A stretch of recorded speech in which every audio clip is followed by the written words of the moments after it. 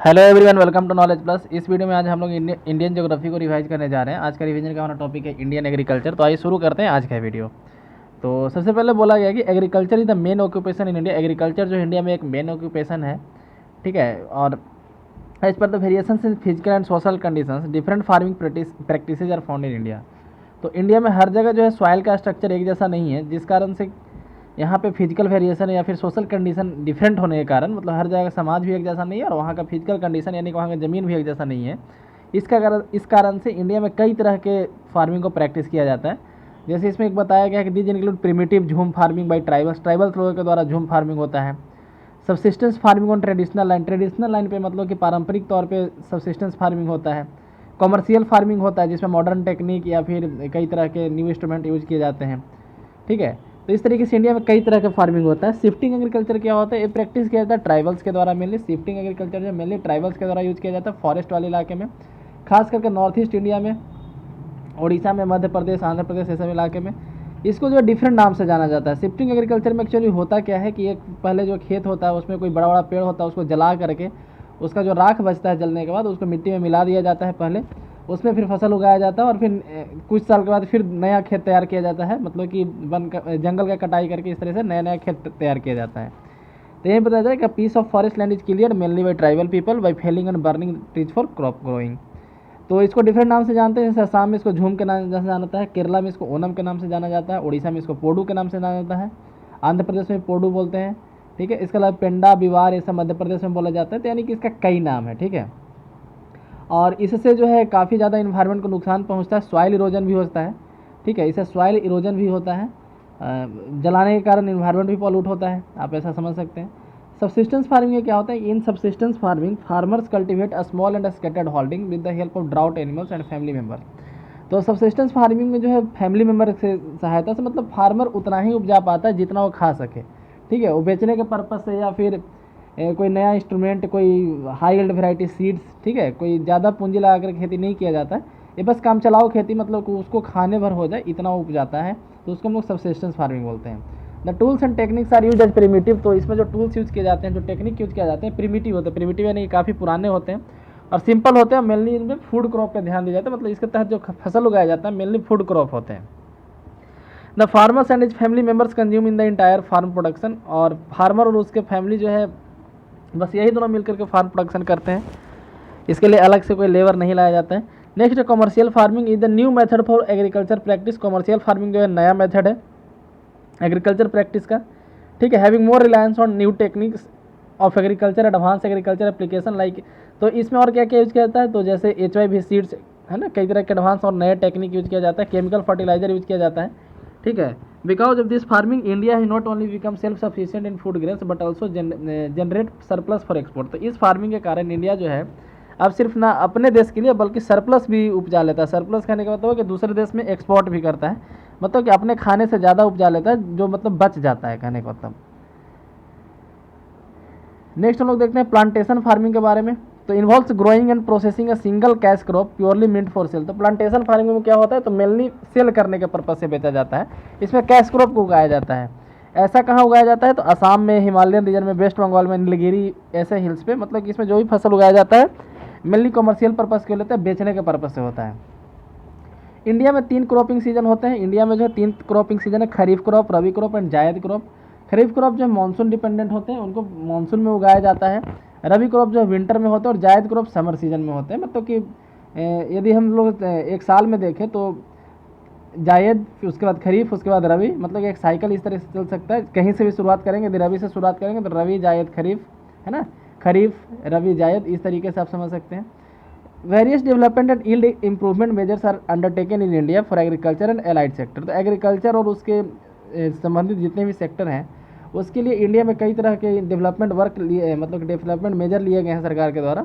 जैसे green revolution agriculture के लिए, व्हाइट रेवोल्यूशन जो है डेयरी डेवलपमेंट के लिए, ब्लू रेवोल्यूशन फिशरी के लिए, येलो रेवोल्यूशन ऑयल सीड के लिए, तिलहन के लिए, ठीक है।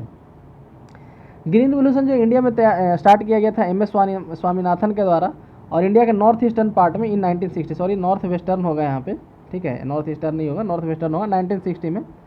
और इसके कारण से जो फूड ग्रेन्स में काफ़ी ज़्यादा प्रोडक्शन इंक्रीज हुआ। It has one important aspect of introduction HYV seed. तो HYV सीड का इंट्रोडक्शन इसी के कारण हुआ था, जिसको मैजिक सीड के नाम से भी जाना जाता है। इसमें क्या होता है कि कम लागत में ज़्यादा यहाँ पे फसल उगाया, मतलब कि कम बीज में जो है ज़्यादा यहाँ पे फसल होता है, ठीक है, इसलिए इसको हाई यील्ड वेराइटी सीड्स बोलते हैं। ये पेस्ट रेजिस्टेंट होता है, शॉर्ट मैच्योरिटी पीरियड होता है, large leaf structure. Large leaf structure से क्या होगा, बेस्ट फोटोसिंथेसिस होगा, मतलब कि फोटोसिंथेसिस पहले से मुकाबले ज़्यादा होगा।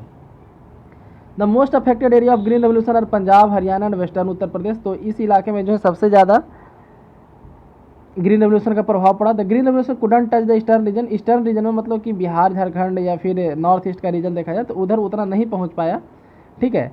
और in the 11th 5 year plan India has launch राष्ट्रीय कृषि विकास योजना। इस कारण से 11th 5 ईयर प्लान में राष्ट्रीय कृषि विकास योजना लॉन्च किया गया था, ताकि ग्रीन रेवोल्यूशन इंडिया के दूसरे हिस्से में ही पहुंचे। इंडिया जो है सेकंड लार्जेस्ट प्रोड्यूसर राइस का चाइना के बाद, और it is a tropical crop which means temperature 24 degree Celsius. तो राइस के बारे में बताया जाए कि एक ट्रॉपिकल क्रॉप है जो 24 डिग्री सेल्सियस इसके टेम्परेचर चाहिए। एनुअल इसको रेनफॉल 150 सेंटीमीटर का चाहिए।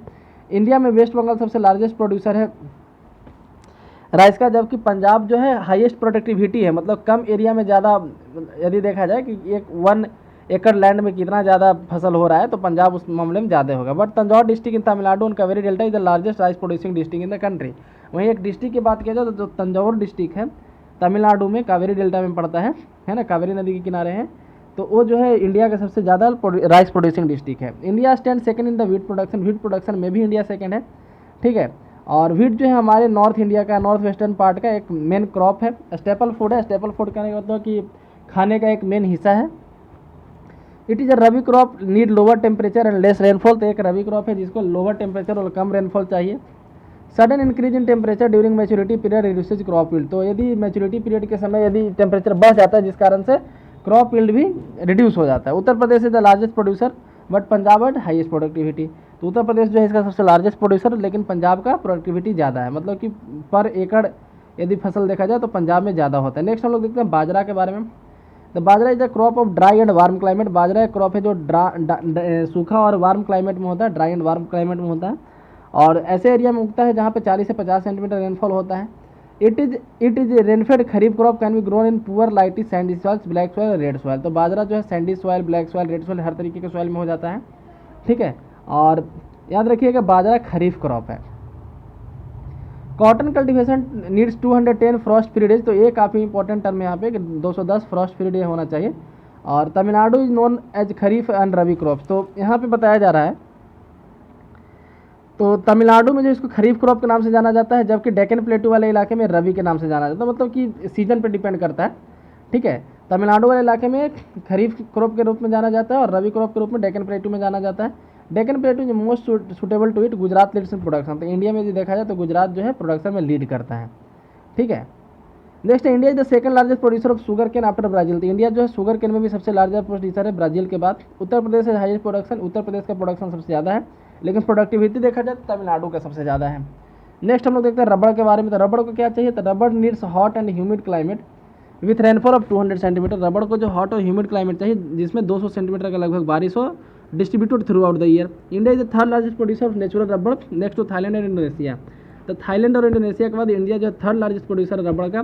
केरला लार्जेस्ट प्रोड्यूसर है, जिसके बाद त्रिपुरा और तमिलनाडु का नंबर आता है। यदि हम बात करें टी का, तो T is a tropical and सब ट्रॉपिकल प्लांटेशन क्रॉप। टी एक तरह का ट्रॉपिकल और सब ट्रॉपिकल प्लांटेशन क्रॉप है। और shade loving crop, shade loving crop, ठीक है। तो शेड लविंग क्रॉप मतलब छाया में जो है ये उगने वाला, मतलब कि कम इसको सनलाइट चाहिए। Winter temperature below 15 degree Celsius and frost condition are harmful. तो यदि 15 डिग्री टेम्परेचर से कम हो जाता है, 15 डिग्री सेल्सियस से टेम्परेचर, और फ्रॉस्ट आ जाता है तो इसके लिए हार्मफुल होगा। And it needs annual rainfall 150 centimetre to 250 centimetre. इसको यदि रेनफॉल की बात किया जाए तो 150 से 250 सेंटीमीटर रेनफॉल इसको चाहिए साल भर में। And soil should be well drained. और पानी मिट्टी जो है वेल ड्रेन्ड होना चाहिए, मतलब कि पानी, मिट्टी में नमी हमेशा होना चाहिए। इंडिया जो है सेकंड लार्जेस्ट प्रोड्यूसर है चाय का, but most of this consumed in India. लेकिन इंडिया जो है सेकंड लार्जेस्ट प्रोड्यूसर है, फिर भी इंडिया में ही सारा खर्च हो जाता है। Assam is the largest producer followed by West Bengal. तो असम सबसे बड़ा प्रोड्यूसर है, उसके बाद वेस्ट बंगाल, उसके बाद तमिलनाडु होता है। लेकिन यदि प्रोडक्टिविटी की बात किया जाए तो कर्नाटका का सबसे ज़्यादा प्रोडक्टिविटी है, ठीक है। नेक्स्ट हम लोग देखते हैं कॉफ़ी के बारे में। तो coffee needs 16 to 28 degree Celsius. Coffee को 16 से 28 डिग्री सेल्सियस का चाहिए। रेनफॉल 150 से 250 सेंटीमीटर का होना चाहिए। And well drained friable forest loams all along hill slope तो ये हिल स्लोप पे ज़्यादा होता है, खास करके जो 600 मीटर से 1500 मीटर के आसपास के होते हैं। Frost condition, snowfall and excessive heat is prolong drought are harmful to the plant. तो कहा जा रहा है कि स्नोफॉल होना, फ्रोस्ट कंडीशन होना, ये सब जो है इसके लिए हार्मफुल है। Karnataka is high net production and productivity followed by Kerala and Tamil Nadu. तो कर्नाटका जो प्रोडक्शन और प्रोडक्टिविटी दोनों में सबसे फर्स्ट आता है, उसके बाद केरला और तमिलनाडु आता है। India has the largest number of cattle. तो इंडिया में कैटल का नंबर सबसे ज़्यादा है। ध्यान दीजिए, कैटल का बात किया जा रहा है, किसी खास जानवर का नहीं बात किया गया है, ठीक है। 1/5 the world total number of cattle. तो दुनिया में जितना कैटल उसका 1/5 इंडिया में ही पाया जाता है। The humid region generally do not support good breed of cattle. यहाँ का जो ह्यूमिड रीजन है गुड ब्रीड ऑफ कैटल को नहीं सपोर्ट करता, जैसे गिर, सिंधी, रेड सिंधी, साहिवाल, ये सब जो है यहाँ पे नहीं उतना हो पाता है, मतलब क्योंकि यहाँ का क्लाइमेट सपोर्ट नहीं करता है।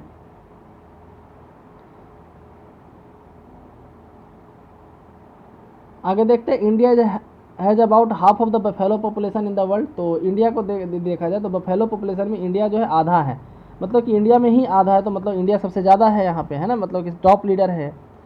And 90% of the total life stock of India. Uttar Pradesh is maximum number of the buffalo. Uttar Pradesh में सबसे ज़्यादा बफेलो का नंबर है। There are 2 types fishing activity की बात किया जाए तो 2 तरह का फिशिंग एक्टिविटी होता है, एक होता है मैराइन और एक होता है इनलैंड। मैराइन यानी कि जो समुद्र में होता है, इनलैंड यानी यहाँ का नदी या फिर तालाब में जो होता है। India is the third largest producer of fish and second largest producer of inland fishing in the world. तो देखा जाए तो तीसरा सबसे बड़ा प्रोड्यूसर है फिश का, और इनलैंड फिशिंग का बात किया जाए तो दूसरे नंबर पे आता है। About 75% of marine fish are on the west coast. तो इंडिया का जितना भी मैराइन फिश निकलता है उसका 75% वेस्ट कोस्ट पे निकलता है। वेस्ट कोस्ट यानी कि अरेबियन सी वाले कोस्ट पर, 25% ईस्ट कोस्ट पे निकलता है।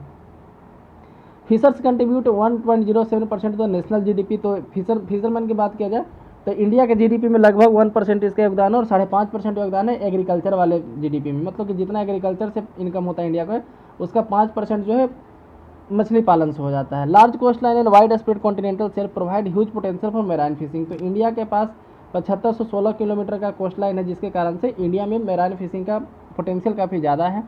But the tropical climate and lack of many gulf ways and brack waters are some of the barrier to the development of industrial in India. लेकिन कुछ मतलब कि इंडिया में फिशिंग इंडस्ट्री इतना ज़्यादा क्यों नहीं बढ़ पा रहा है, तो उसका रीज़न क्या है, तो यहाँ पे क्लाइमेट ट्रॉपिकल क्लाइमेट है, जिस कारण से। उसके बाद फिर यहाँ ज़्यादा गल्फ नहीं है, ज़्यादा बे नहीं है ना, ये सब जियोग्राफिकल टर्म है। Next, West Bengal is the largest producer of fish in India. West Bengal जो है इंडिया में सबसे बड़ा प्रोड्यूसर है फिश का, and also the largest producer of inland fish, और इनलैंड फिश का भी। Kerala has around 85% of total processing facilities of India.